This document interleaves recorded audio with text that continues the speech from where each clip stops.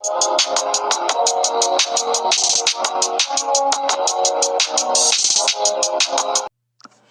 sorry, but if a guy picks me up in certain cars for a date, I'm just not going. I'm just not going. I'm sorry, but you can't tell me if someone pulls up in this. Hold on, let me put it on the screen. Hold on.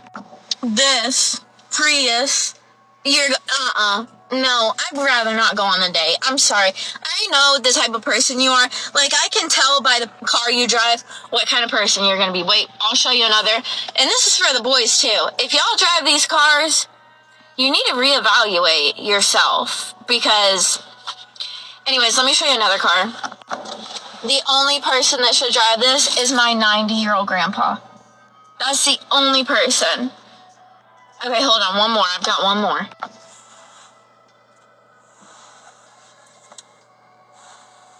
Be for real. Also, this picture makes me laugh. But, why'd you get that? What's up, YouTube? Welcome or welcome back to the Saving Men's Lives Network. Fellas, the delusion and the entitlement of today's women just never ceases to amaze me. Now look, I'm no fan of the Prius. Most people who drive Priuses drive like Prius owners. If you know, you know. The Ridgeline, it's not exactly an F-150 or a Dodge Ram or anything like that, but it gets the job done for those who want to do light duty. Couple sheets of plywood, maybe a bag of mulch or two. It does what it's supposed to do. You get it. But what ticked me off, maybe a little more than it was supposed to, was the fact that she had the nerve to insult the Jeep.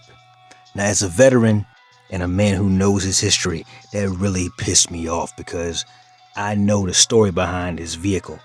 I know how critical it was to our boys back in World War II as the Humvee was to all our boys in Afghanistan and Iraq. See, what this airheaded bimbo doesn't understand is that the Jeep actually was a brainchild of the late Carl Probst. This guy designed it in 2 days because that's the kind of heat they were under. We needed to win that war over in Europe against the Germans and in the South Pacific against the Empire of Japan. He sat down and he was the brainchild of the prototype for what we know as the Jeep today from 100 miles away. He put that skill together and then he got with Ford because they had the infrastructure to mass produce it. They sketched it out, they got to work. The military brass were impressed with their efforts. When they first saw this thing in the field, they couldn't believe how effective it was, how capable it was over all terrain. The fact that it was just a workhorse. And they knew that if they could get these to the front, our boys have a fighting chance to beat back Adolf and his boys, as well as the Empire of Japan. It's amazing just how little they teach these kids these days, and how little appreciation she has for this legendary workhorse, this weapon of war, which has eventually transitioned over into the civilian sector. Again, just like the Humvee did back in the early 2000s. Nearly 500,000 of these bad boys were shipped out to the front, and they helped us turn the tide, both in Europe and the South Pacific. So much so that it even inspired copycats. One had to get a cease and desist order, namely the Toyota version, because the Japanese ran face first into that and realized, oh crap, we need to come up with something for ourselves after the war was over. But they had to rename it the Land Cruiser. Our allies, the British, had their own version cooked up by the Rover Corporation. Today we call it the Range Rover or the Land Rover. But I know you guys don't come here for history lessons, and I apologize. I just went off on a rant there because it just really pissed me off to see this choosing beggar talking about she won't even get in the car if somebody came to pick her up. First of all, you ought to be glad anybody asked you on a date. Let's start with that. And number two, unless the car is unsafe, or maybe it smells bad because maybe he doesn't clean it out often enough, that is really the only reason why you shouldn't, quote, even get in the car to go on the date at all. Show some respect to this American icon.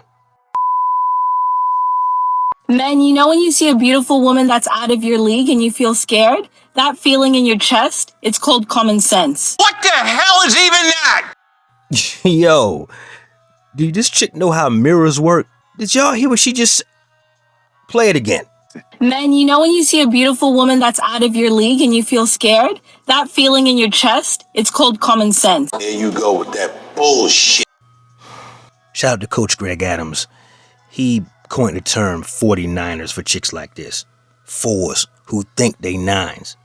And I'm not even talking about the fact that she's hella dark skinned, because there's a lot of darker skinned women who are beautiful, breathtakingly, stunning.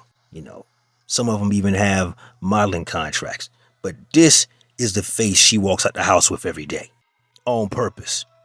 This one, right here. This mediocre ass broad. Who are you out of the league of? Except for the dope fiend out in front of the corner store begging for change. Fellas, don't gas these chicks' heads up, man. Do not gas them up. Because one day, they're going to be like hot air balloons and pop. That said, that's my time. Like the video, comment down below. Share with a friend and subscribe to the channel if you haven't already. Never let your brother suffer in silence when the truth can set him free. Networkers, we working. Till next time.